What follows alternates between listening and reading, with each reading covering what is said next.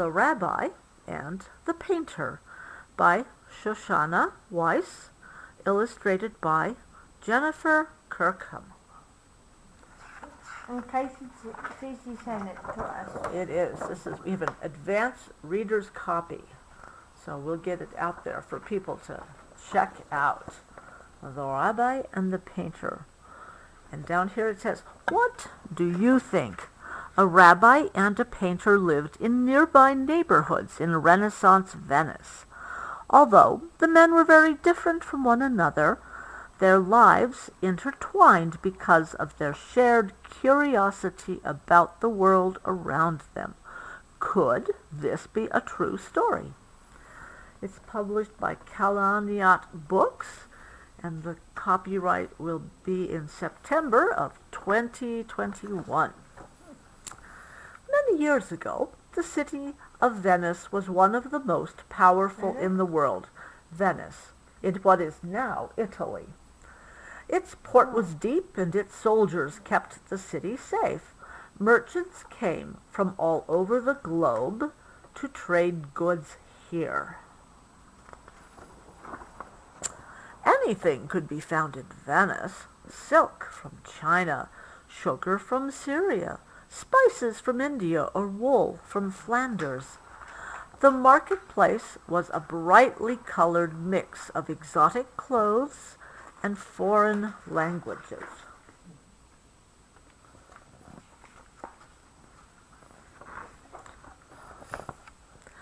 In those days, people from certain countries often chose to live together in neighborhoods so they could share their customs.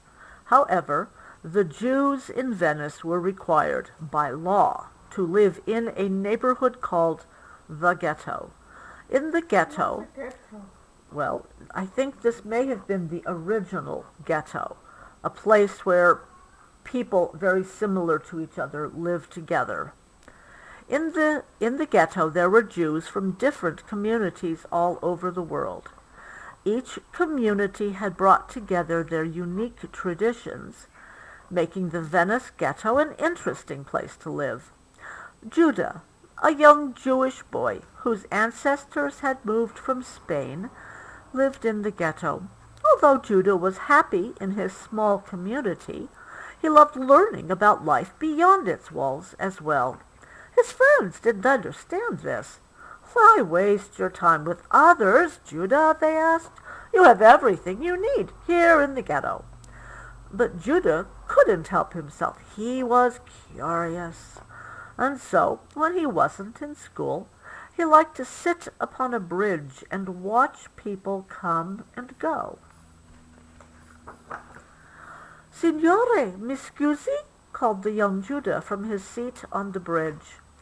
He stooped to pick up a clay doll that had fallen out of the man's robe as he dashed over the bridge. "Grazie, my boy." And just as the man stopped to put the doll back in his pocket, he dropped a screw, a book, and several pieces of chalk. "Perhaps I could help you," Judah offered, seeing that the man had way too much to carry.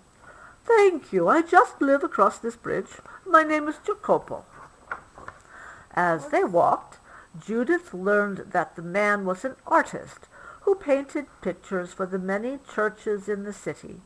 Just like Judah, Jacopo was different from his friends.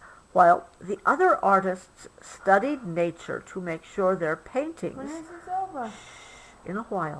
looked as real as possible, Jacopo liked to exaggerate things to express a mood. His friends just didn't understand. "Jacopo, you need to follow the rules of perspective. The building in your painting doesn't look realistic," they said. "But look how the angle of the wall creates excitement," replied Jacopo. It was the way a person felt when looking at the painting that was important to him, not just how real it seemed. In Jacopo's studio, Judah saw how the painter used clay dolls to plan out his paintings. In this way, he could see how the light would fall on a face, or a shadow would be cast on the ground. Jacopo showed Judah the sketch he was working on for a nearby church. Judah recognized the subject immediately. It was the Passover Seder table. The Christians called it Jesus' Last Supper. The artist was surprised that the boy knew so many of the story's details. "I never thought a Jew would know anything about art for a church," Jacopo said, laughing. Time passed, and in the ghetto, Judah studied hard to become a rabbi. Okay, honey. However, his curiosity often led him outside its walls and into the vibrant city of Venice. He loved to speak with his Italian neighbors about their many traditions and customs. Because of these conversations, Judah became an expert at translating Italian into Hebrew. So, whenever the Venetian government needed a contract or law written in Hebrew, they would ask him for help. Just over the bridge, Jacopo continued to create. Jacopo is the artist. Jacopo continued to create many paintings, always working in his unique style.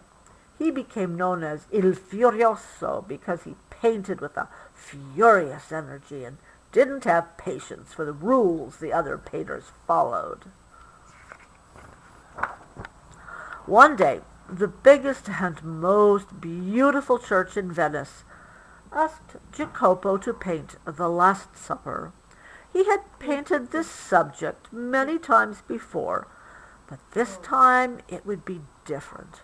This time it needed to be a masterpiece. Jacopo worked furiously in his studio for weeks on his sketches. We're towards the end. On his sketches. He moved his clay dolls this way and that. He ignored the rules of perspective and natural color to create as much emotion as he could, but something seemed wrong with the details. He remembered his young friend Judah, and with his sketches in hand, went to the ghetto to get his advice. The pair stayed up late reading books and looking at the sketches. Judah translated the story from the Hebrew for the painter. Then they consulted other rabbis in the ghetto. Just as the sun rose in the sky, Jacopo and Judah agreed that they were done.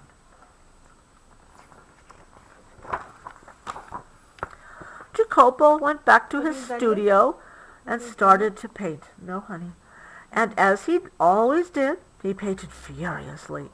Finally, the painting was done, but had he gotten all the details right? Would this important church consider the work of art that it had hoped for? Jacopo paced outside the giant church, his eyes glued to the door. Would the church accept his painting? He was very nervous. And so was Judah. Finally, the door opened. The church had approved Jacopo's painting. Everyone agreed that this was a masterpiece. With help from his friend, the rabbi, the painter had done it. And there they are meeting on the bridge again to shake. It's a very stylized bridge. I don't think bridges are normally quite that small, narrow. And there are historical notes in the background. When you buy your own copy, it will be available in September. I'm Rachel's mom. Thank you for listening.